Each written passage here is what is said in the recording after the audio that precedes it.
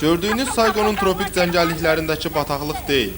Bura Sadıllı qəsəbəsindəki Rəmziyə Veysalov küçəsində yerləşən Hacıyev Ziyadın məhəlləsidir.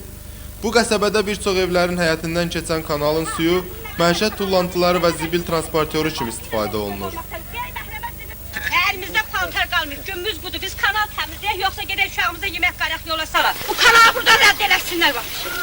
Bu su götürülməsə bizim gümbüzdürlüyümüz yoxdur. Birinci dərəcəli su götürülməlidir.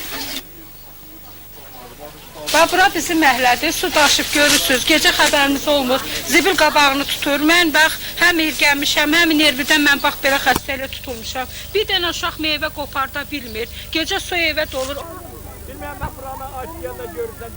Bu cür acınacaqlı şərait kanalın bir qədər yuxarı hissəsində də mövcuddur. Burada binalarda məskunlaşan qaçqınlar da kanala zibil axıdılmasından şikayətləndilər. Onların sözlərinə görə Şotor Rustavelli küçəsindən başlayan bu arxa Xəqani küçəsinin qurtaracağına qədər zibil tullantıları atılır. Bu sonda kanalda suyun kəsilməsinə səbəb olur. Hansı gün arx təmizlənməzsə, daşan su bütün qəsəbəni basır. Bu da bir sıra xəstəliklərin və antisanitariya şəraitinin yaranmasına səbəb olur. 10 ildir ki, bax, biz bu əziyyəti çəkirik. Bizim Qaradokda hardasa 6-7 nəfər hal-hazırda malariya xəstəliyinə tutulubdur. Bax, bu kanalın kirkət sularının ucubatından. Biz aidiyyatlı təşkilatlara neçə dəfələrlə, neçə ildir müraciət edirik, bizə heç bir köməklik göstərmirlər.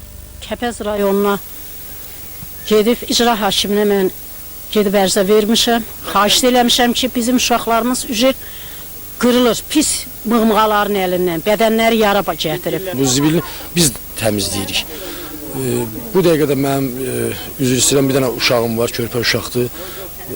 Evimdə, həkimi də bizim binada olur, Heydər doktor, onun köməkliyi ilə müalicə olunur, xəstə yatır, malariyadır, nədir, hələ tam da bilinmir, çox ağır vəziyyətdədir. Bəs buna cavabdeh olan adamlar məsələyə necə baxır?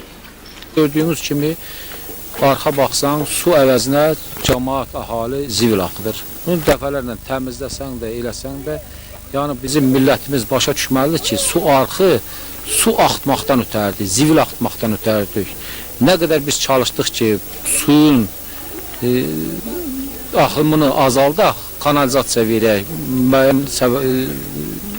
müəyyən yerlərdə, məsəl üçün, o Muxtar Qaciyev küçəsində kanalizasiya çəkdik, elədik, baxış quyusuna birləşdirdik, cəmaat onu ləğv elədi ki, yəni bunlara əl verir ki, arxdan su axsın, su axanda da ki, zibil axıtmağa şərait yaranır.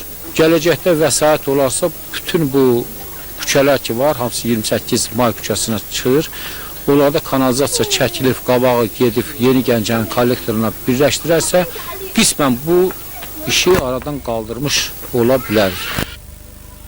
Öz ərazisinin təmizliyinə və sərqə səhmanına nəzarət etmək hər bir sahə müvəkkilinin vəzifə borcuna daxildir. Bütün səhiylərə baxmayaraq, biz sahə müvəkkilini tapa bilmədik.